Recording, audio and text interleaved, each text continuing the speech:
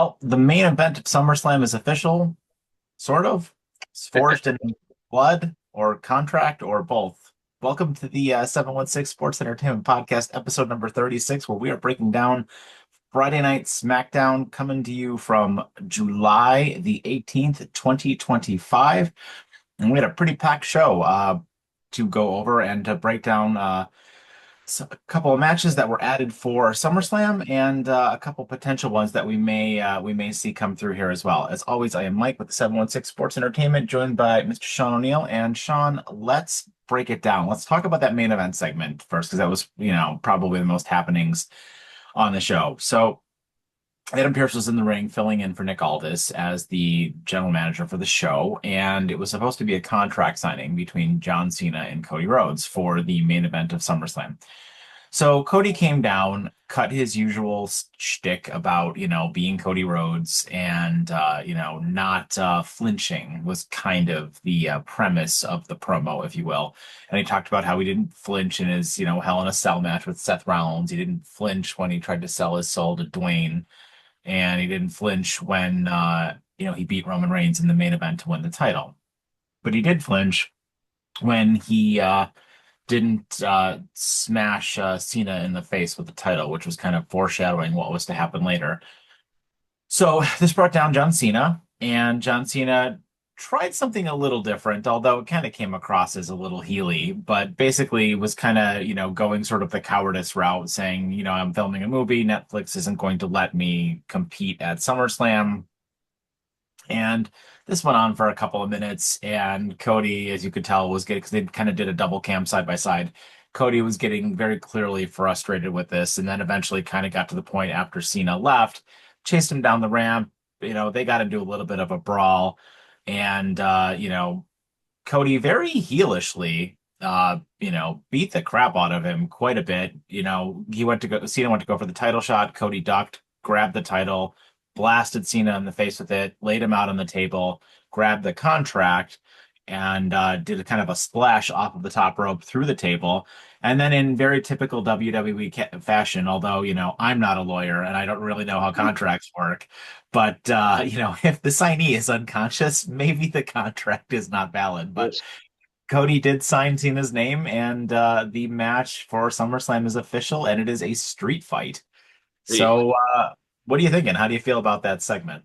the the only thing that could have made that contract signing more official if it would have been in blood. Um, I I swear to God, I don't think anybody in WWE understands what a contract is.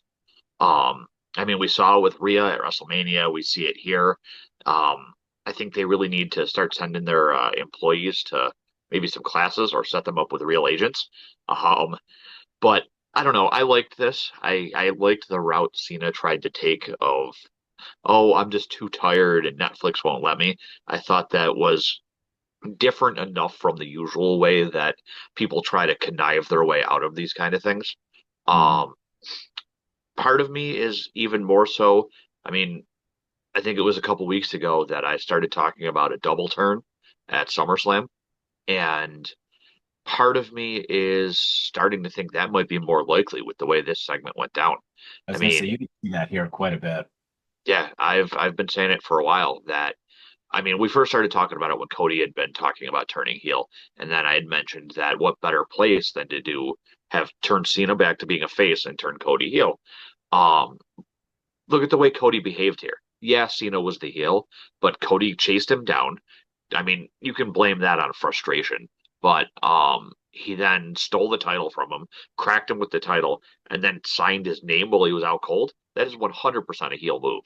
Um, I just I'm worried that they're just going to try and blame it on, oh, he was just so angry he couldn't stop himself, you know what I mean? I would rather that they leaned fully into this, and if they're going to do it, commit to it. Well, I kind of think that we can both agree that the WrestleMania match was poorly received, right? Yeah. And a street fight allows them to kind of distract and kind of hide Cena's limitations and kind of allow for big spots to happen where they're not actually like it can make it look like the match is more vicious and brutal than it actually is while hiding Cena's limitations. Like there's a lot of things you can do, right? Like to make a street fight, look like it's a big deal and there's some big nasty spots in it when in actuality they're really not that bad, you know. So I think that will help the ferocity of this match a little bit, and I think it will allow for them to kind of continue this story where Cody is talking about, flinching, and Cody can definitely come across as a bit more vicious. And while I don't think that Cody is going to completely turn heel, I mean, I'm not ruling it out, but I do think that Cody needs to add a little bit more edge to his character because I do fear that he eventually will become stale. Right. Because if the logical next step here, right? I mean, he might have a feud against Drew McIntyre, which, that's fine, but the logical next big feud for Cody is either going to be Punk, who's a face, or Orton, who's a face. But if you turn either one of those guys heel, they're going to get cheered. You know what Yeah. I mean? So you don't have a lot of like guys who are who Cody could go up against, assuming he wins, where, Cody is just going to be like the pure baby face against that person. So Right. you really need to, I think, Cody have a little bit of an edge in order to like kind of cement his character as just a little bit more of a gray area. He sells too much merchandise and he's too good with the kids to be a heel. Yeah. Two things though to your points.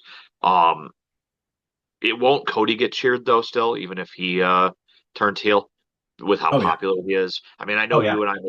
I know you and I make fun of the fact that so much of the wrestling internet likes to say that, oh, Cody's not over, which still blows my mind that as people are coming out and singing his song and cheering him the way that they are, that anybody could say he's not over. I think that's the problem you run into with him too. Coming back to WWE the way he did and being booked the way he's been booked since he came back, I don't know if I could say I've ever seen anybody booked better than he has been since his return. Um, I mean, since and since since his return, yes, Cody has been booked very well, but I mean, you're forgetting one person, Roman Reigns. Like, I yeah, mean, Roman Reigns is the most over person on the oh, roster. you're That right. that pop on Monday Night Raw was in like The nobody gets a pop like that. Not the even problem with nobody. the problem with Roman Reigns though is the way that he comes and goes, that he's more of like a special attraction at this point. That's You know true. what I mean? Mhm. He's not a frequent or a main roster mainstay like Cody is. Um, the other point that I wanted to make was you mentioned this being a street fight and it being used to hide spots where Cena's deficient now with at his age. The other thing that a street fight allows them to do is it allows them to have an excuse for this to be an overbooked mess. Because I can almost guarantee you we're going to see Ron Killings. We'll probably see Aleister Black come out and kick Ron Killings, and all kinds of stupidity just go on throughout the course of this match. Yeah, I mean, I definitely think I agree with you on that. You know, it's gonna have to, right? Like there's gonna have to be a lot of things that they kind of tie up. And we've said it before that we kind of think that truth is going to be truth is going to be involved in Cena's turn back to the good guy side, right? Like And I we're think that makes a lot of sense. And we're still also waiting on the return of Travis Scott. And honestly, Hope not. I wouldn't be surprised if we saw The Rock at some point here, especially with it being SummerSlam. I hope not. I don't want to I do too, but I I don't want to just see his stupid face. I really it's don't. just a concern that I've been have thinking about, especially if you see Cena starting to waver more back towards the face side. I could see Dwayne coming back and questioning his actions because I'm still of the firm belief that I know the rumor is out there that Gunther is going to be Cena's last match, but I'm still of the firm belief that it's going to be Dwayne and it's going to be terrible. So the show opened up with a kind of a car accident sort of situation with Solo and his group, the MFTs. And this was kind of like odd as it was sort of going on, and they were like pretending like there was a car accident going on outside, and people were being interrogated by the police, and kind of throughout the show, the police were like trying to question Jacob Fatu and question Jimmy, and kind of see like what was going on, and it eventually led to a segment between all of them towards the middle of the show. But our first match of the show was Charlotte Flair versus Raquel Rodriguez. And her and Alexa had a quick little segment, right before this match started, where they noted that, well, we're still, and actually Alexa was wearing a shirt that said, "We're still not friends," which I kind of liked. And I gotta say, well, the match was kind of a relatively nothing match. Ended with a Charlotte Flair roll up after Roxanne and Alexa kind of both interfered to help their partners, help their partners. But Charlotte ended up winning in the end because, of course, was going to win this.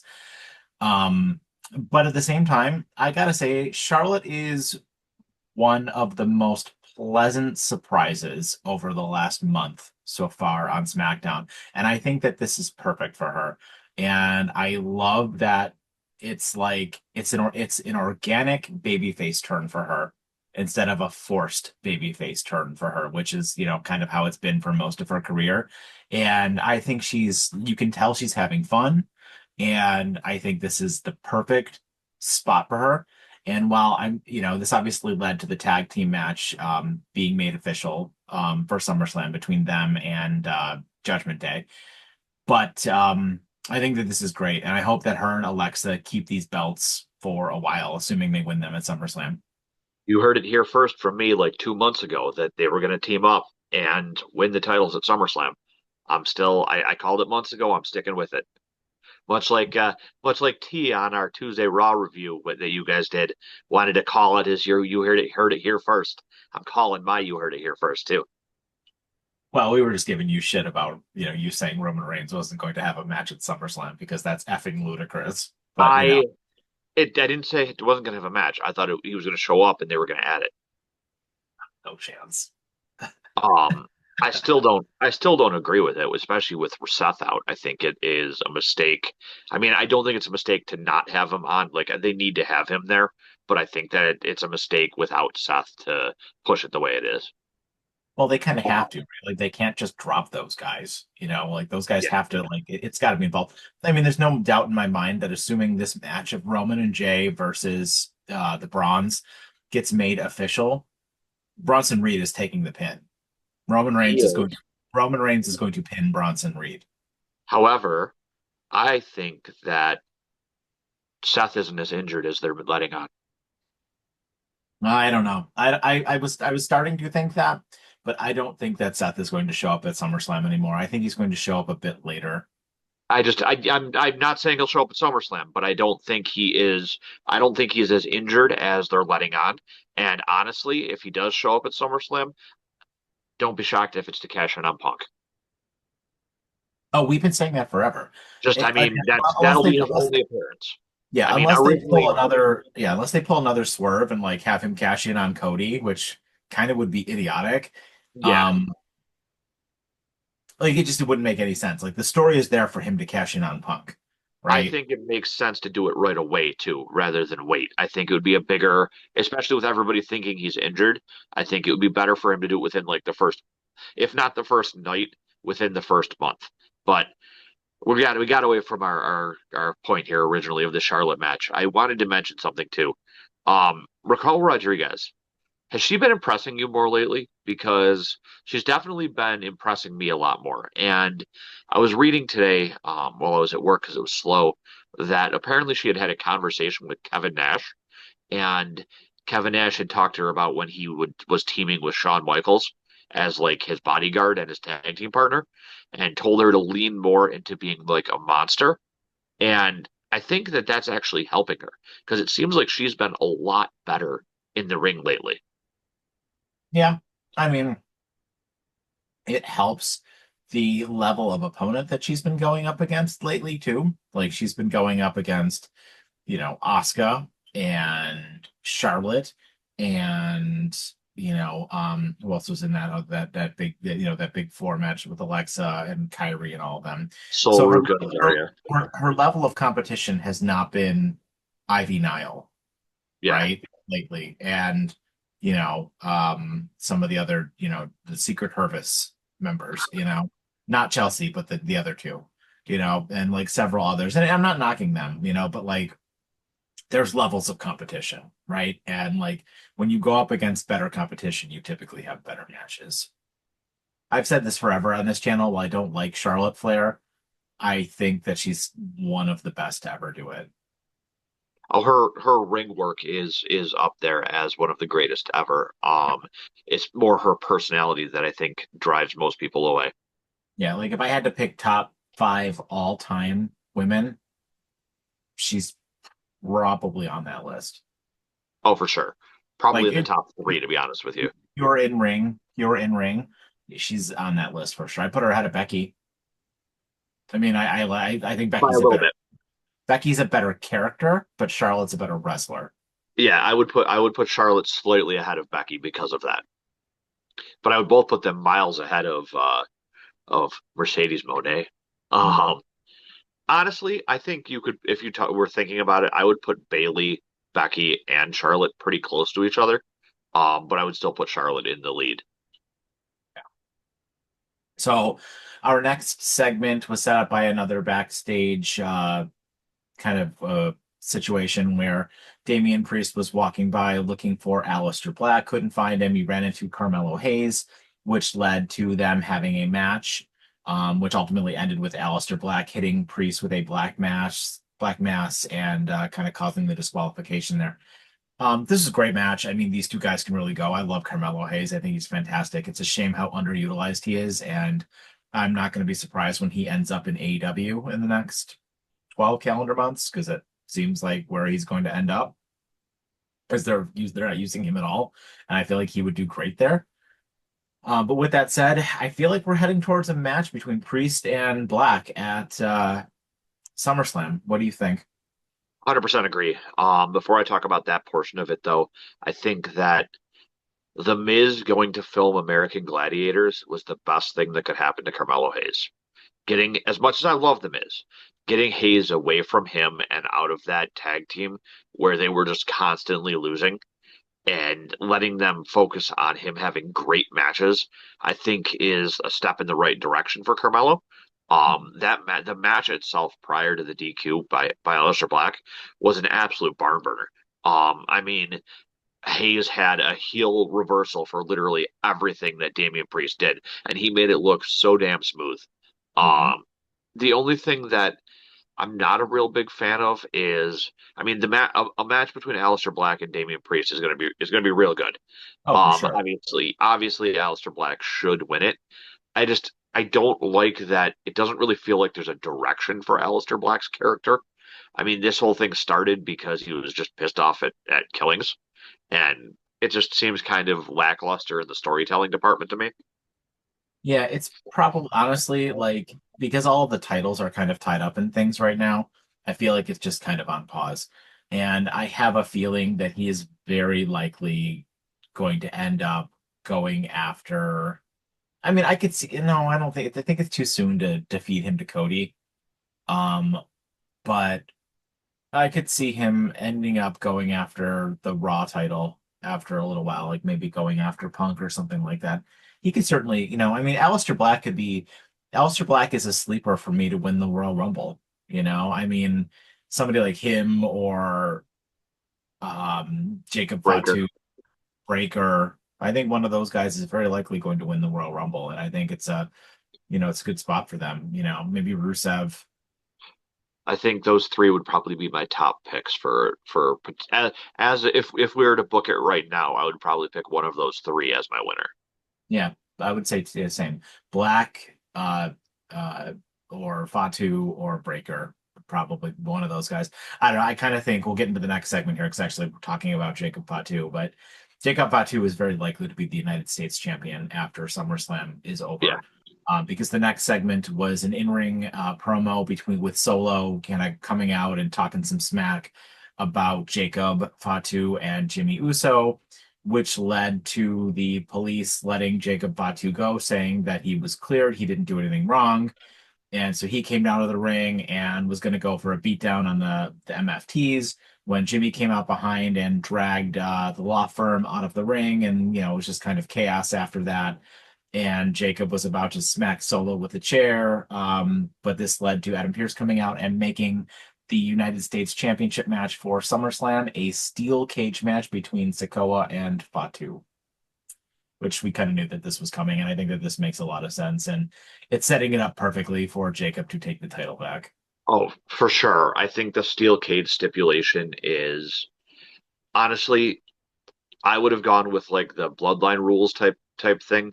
But I think the steel cage is probably the next best option because it lets you keeps the wild Tongans out of the mix.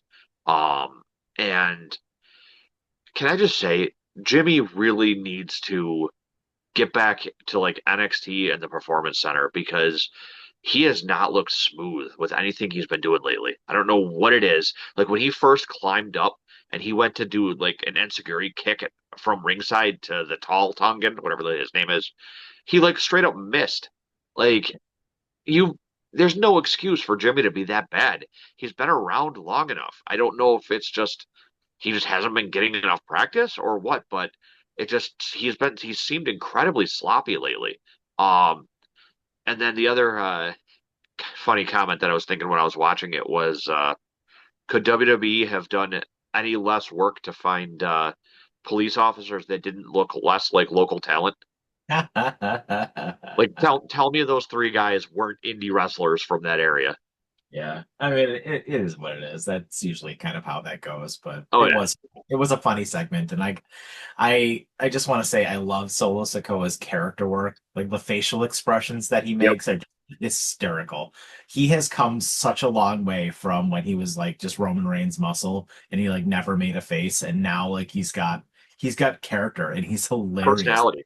He's like one of the funniest things on SmackDown. And frankly, as much as Jacob's probably going to win, I kind of want Solo to win. Like I'm rooting for Solo to win because I think Solo is just such a great character right now. Honestly, I part of me feels like Solo winning would be better for the story. I think it's better. It might be better to have Jacob chase it a little bit longer.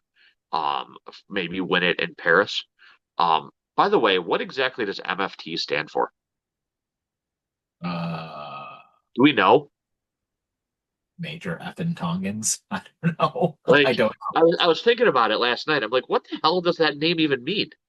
guess we'll have to Um, look that up. If you guys know what that means, let us know in the comments down below. I'm kind of interested as well. I might have to look this up. and give us your thoughts on Solo and his progression from where he started in NXT and becoming like Roman's silent muscle to the goofy factor of him yelling at the cops and fighting back there. Yeah. Only thing funnier is if he would have been tased. Yeah. Um, but no, that The was it was a fun segment. I mean, it's about par for the course for what we've seen, though, with the fact that there's only Big Jim and Jacob against the four dudes, probably five when Tama comes back. Honestly, I wouldn't be surprised. If Tama doesn't go the other way. Do you really think that Gremlin is going to join the good guys? Guy's a natural bad guy. Um, I I mean, feel maybe like we got to get some people on the good guy team. yeah, So because that's the problem is Tama's going to come back, and that gives them what five guys now versus two guys. That's yeah. starting to seem like it's your War Games match again. I mean, it seems so likely that they're going to be in War Games again. I just want different people in it though. Like I don't want to see Sammy as part of it and Jay as part of it. Give me Jimmy and Jacob, but let them recruit other people. Let them recruit Damian Priest. Let them recruit people like that. Ron Yeah, Killings. I don't even care. yeah, it's certainly possible. Um, Next we had Stephanie Vacour in a nothing match against Alba Fire. I mean, I don't even understand why this was on the show. It was such a short match. Stephanie dominated Alba Fire and beat her, with the what is her move called? The The SVB SVB. SVB Yeah. you like power slam kind of thing. And short match. Piper tried to beat her up after the match was over, and Stephanie very easily dispatched her. And I mean, they got a rocket ship on Stephanie, and they should because she's awesome. And I have a feeling before the end of the year she's going to be champion. The problem though, so if they would have given this match more than 4 minutes, I think this match would have been a lot better.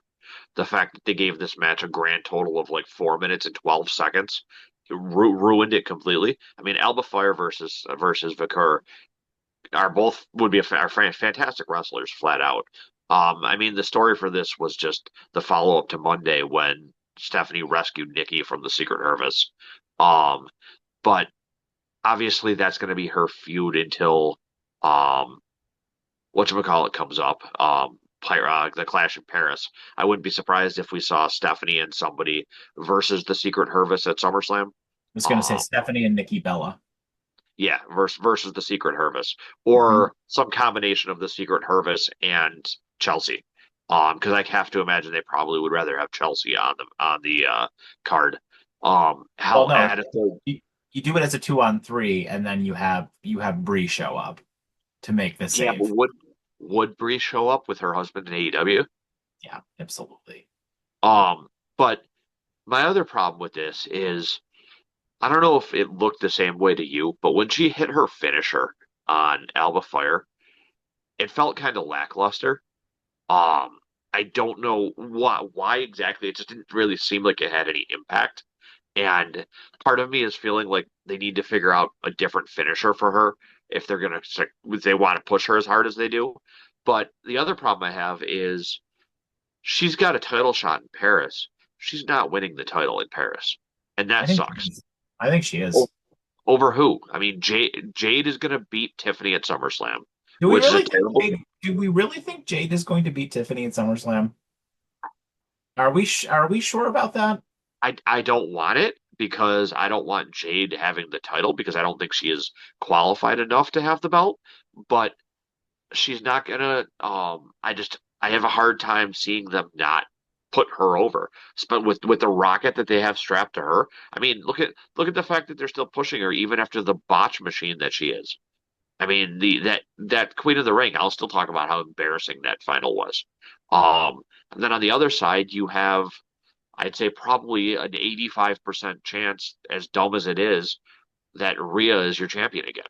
No, Naomi's going to retain. I would prefer Naomi retains. Honestly, actually, you want my fantasy booking for this? The Jade versus Tiffany match. You finally get your Bianca Belair heel turn there, and Bianca costs Jade the title. I can see that. That's the way I would book it, and then you can have Stephanie beat Tiffany at Paris. I can see that happening. That actually makes a lot of sense. I mean, if Stephanie doesn't win there, Stephanie's going to win the Royal Rumble, right? Like, I kind of feel like there's no way Stephanie's not going to be the champion. You know I what I just mean? I feel like having them have this whole big thing of her winning it and then her immediately then losing that big match, unless it's through some sort of stupid hijinks, is not a burial, but it's a bad look for her. They're not. It's not. Wait, what? You I think didn't it's a? say a burial. I said just a bad look. I don't think it looks good for her. You I want don't. you want to push her with this rocket to her, and you have her then she can't over like you push her like she's this unbeatable person, and she's gonna lose to in her first major thing like that. She's gonna lose in her first title match. I don't like it. I don't hate it. It doesn't bother me. I'm honestly I'm totally fine with it.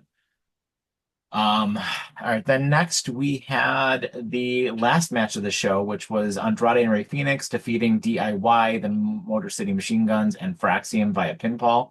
After Andrade hit Ciampa with the message, Andrade and Phoenix are now the number one contenders to the Wyatt Six Tag Team Championships, and that, as par for the course for SmackDown, is not a SummerSlam match, but instead is going to be on free TV next week, which I don't know what we're doing here. I like this is one of my biggest pet peeves with SmackDown is why do you guys hate these tag team titles so much?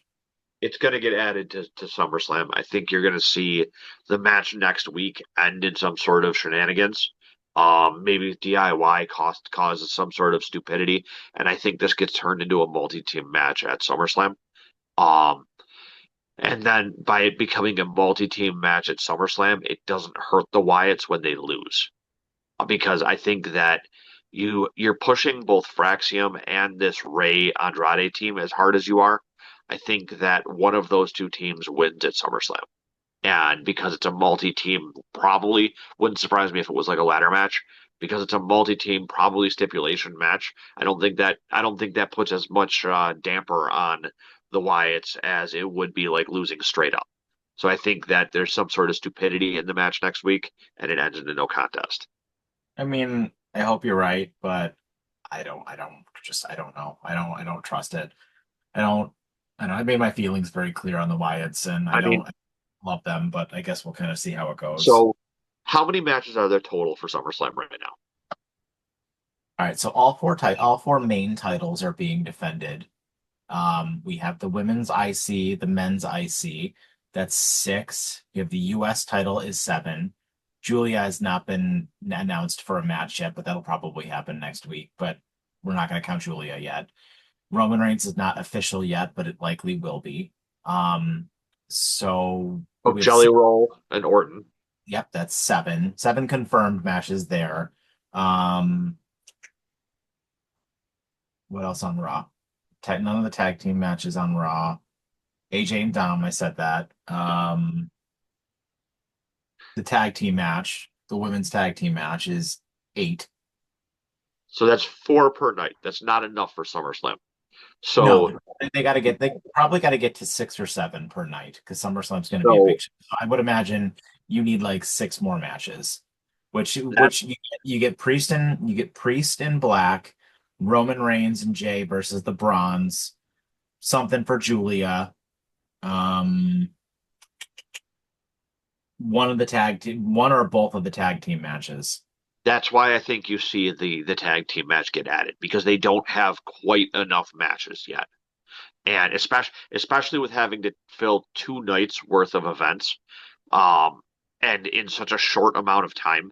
Unlike with the setup to, there was no excuse for WrestleMania not having the tag match on Mania, especially with the amount of time they had to set that up.